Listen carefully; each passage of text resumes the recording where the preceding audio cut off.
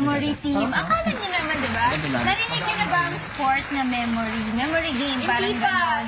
Meron na palang gano'n na alamin natin yan. Kasi nga kasama ko this morning ang ating Philippine Memory Team. Siyempre, pinangungunahan niya ni Coach A.B. Bonita. Kasama nila dyan yung kanilang mga champion. Si John Jello Wanier, si Joel Micus Lolong, at saka si Dorothy Elenzano. Ayan. Upo po tayo sa sala po. Alam ko lang na memory yung ano eh. Memory plus? Kung patalasan ng isip o memorya ang pag-uusapan, di padadaig ang ating mga kababayan. Yan ang pinatunayan ng mga kabataang Pinoy na nakilahok sa ginanap na Memory Championship sa Taiwan ngayong taon. Sila ang Philippine Memory Team at sila ay kabilang sa nakapag-uwi ng karangalan para sa Pilipinas mula sa nasabing kompetisyon. Ngayong umaga, makakasama natin ang ilan sa kanila at upang mas lalo pa natin silang makilala at masabing iba ang Pinoy. Iba talaga ang Pinoy. Akalain niyo naman meron pala tayong memory sport dito. Coach A.B., kailan po nag-start itong memory sport dito sa ating bansa? Ang memory sports, nag-start siya sa Philippines. Yung mga Filipino nag-start competing last 2010. Kumbaga, infancy stage pa lang ang memory sports sa Philippines. Pero kahit ganon, every international competition, hindi lumalagpas na walang nauuwing medal ang Philippines. So, lagi yan may uwi, 2, 3 medals hanggang 20. So, actually, sa last competition namin, sa Taiwan, kasama ko itong mga kids. Yung Taiwan Memory Championship is nangyari last October 31 to November 1. And ang total medals na nauwi ng Philippine Memory Team ay 27. 27, wow. Congratulations din syempre din sa ating tatlong chikiting na ito. Of course, can you tell us kung ilang awards yung nakuha mo dun sa ating Taiwan Championship? Simulan natin kay John Jello.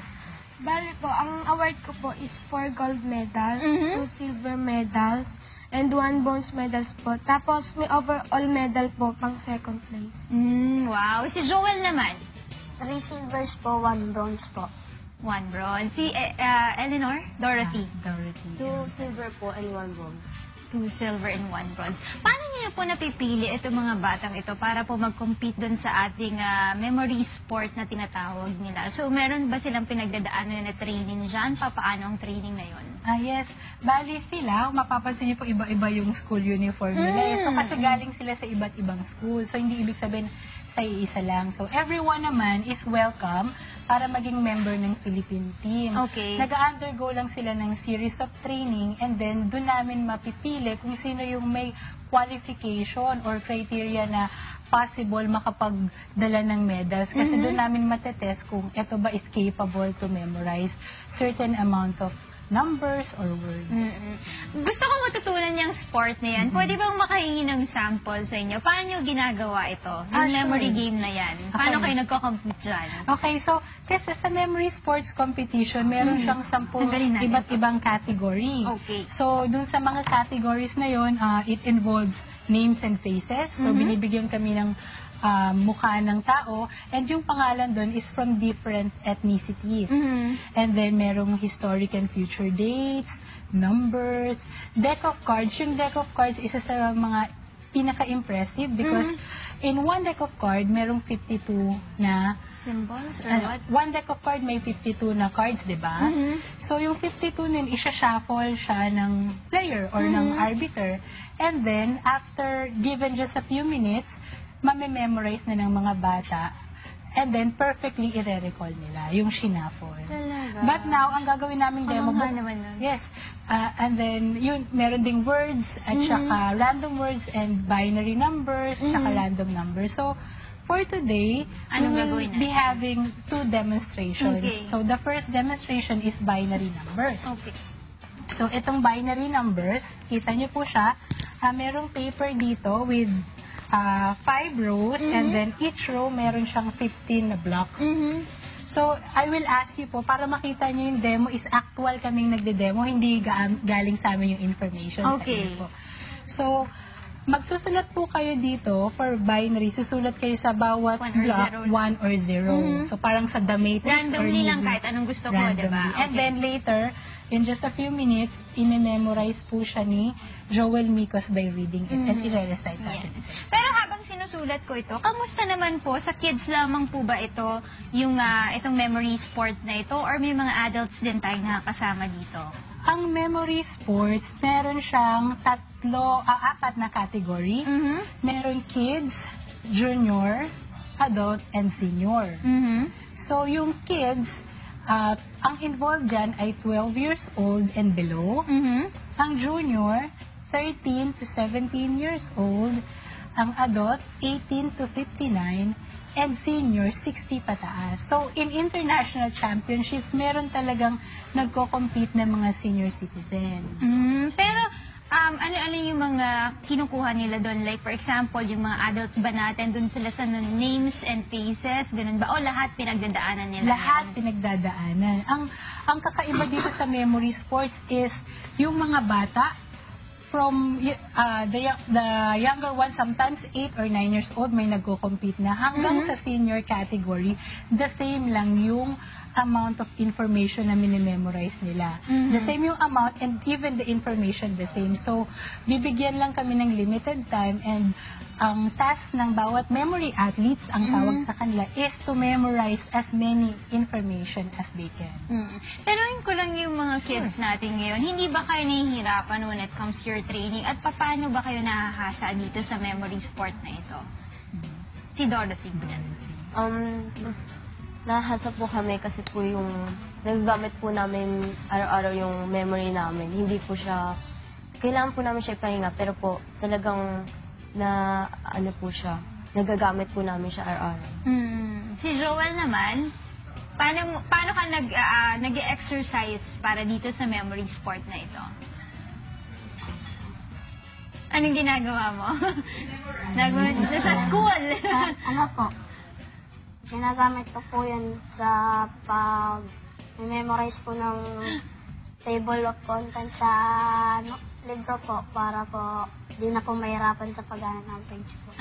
Si John naman, John Jello. Katulad nga po ng mga sinabi nila, nakakatulong po sa pag-memorize ng mga lessons po sa mga paborito namin Correct, oo, diba? Hindi na kayo mahihirapan. O, tapos na ako dito sa ating binary numbers. Anong papagawa niyo sa kanila, Coach? So, nakataob muna yung paper. Okay. Joel, are you ready? Tingnan niyo sila para makita niyo. Magpo-focus lang muna si si Joel. Si Joel muna, okay. Saan po ba yung camera? So, eto, Kahit saan po, ma'am. may sinulat si Ma'am Rina na binary digit. Yan. Ang gagawin ni Joel Micos ay i-memorize niya to by reading it in just a few minutes. And then, i-recall niya sa atin perfectly. Okay? Usually, gano'ng katagal yan kapag nire-recall nila? Binibigyan sila ng limited time lang. Yes, very diba? limited time. Ilang minutes usually? These 60 binary digits, for a quick demo lang naman, no? So, for these 60 binary digits, around 1 minute more or less, Okay. itatry ni Joel Micos na i-memorize. Sige. Habang minimemorize yan ni Joel, no? Gusto kong tanungin sila, John, saan ka mas gusto mong division? Like, for example, names and faces ka ba? Numbers ka ba? Anong mas gusto mong na-memorize? Spoken numbers po. Spoken numbers. Parang ganito lang din. Kaya po Binary binabanggit numbers. po yung mga numbers. Si Dorothy naman. Numbers din po. Numbers din po. Ready na ba si Joel? Yes. Para makasave na rin tayo ng time, no? Oo, Para sige, susulat. Si makapag-participate Monica, din po para sila. makapag-participate siya, So, siya susulat. Yes po. Habang nagme-memorize. Sulatan mo lang ng number. Ilang memory ko makapagkamali ako. Ano gagawin? Habang nagme-memorize si Joel Micos ng binary, kayo Susulatan po, na namin to ng single numbers. digit, sa spoken number, single digit numbers per box. Basta 0 to 9 lang, randomly. Lagyan mo Yeah. lang siya ng numbers. Okay, so, Okay. pwede nang mag-start kami ni Basta 0 to Joel. 9. Okay. Are you ready? Focus. Ready, Patingin. go.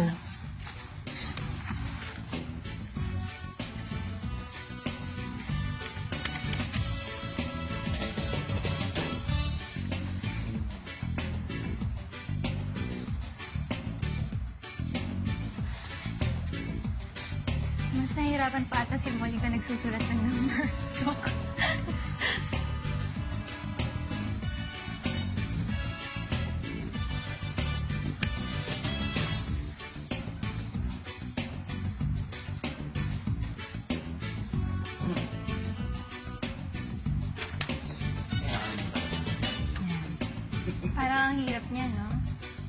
ngayon nagpo-focus po siya and tinatry niyang i-recall yung Kasi information 1 sa minute brain. yan, diba? Yeah.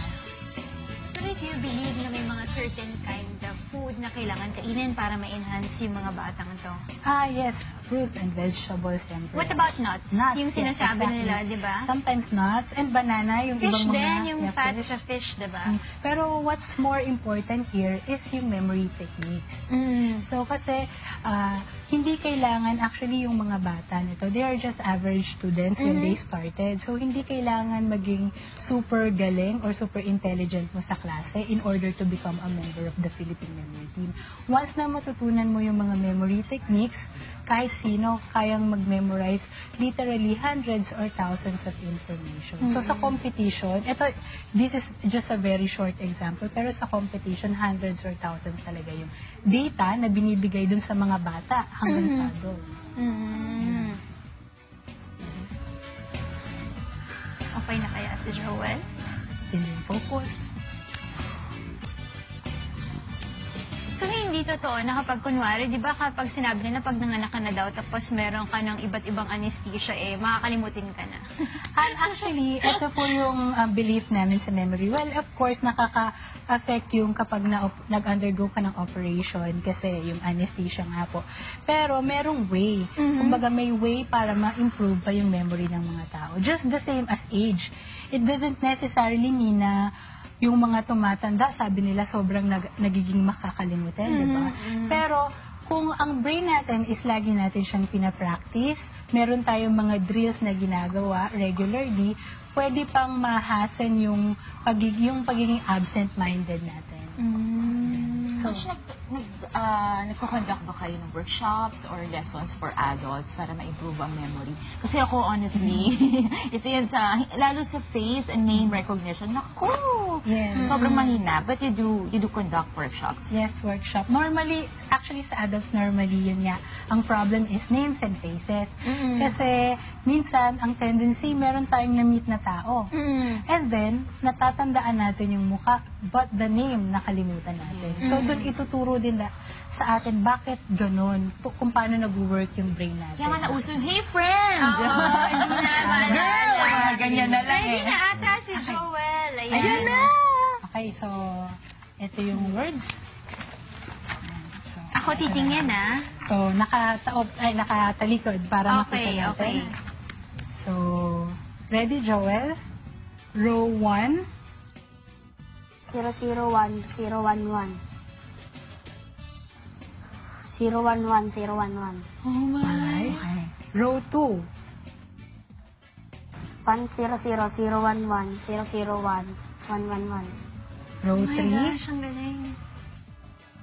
111. Tama? Ilang zero na yun? 111. Okay. 100. Alright. 101. 011. Okay. 001. Tinuloy mo na. Okay, Ah. row 3. Let's make it more challenging. Can you say row 5?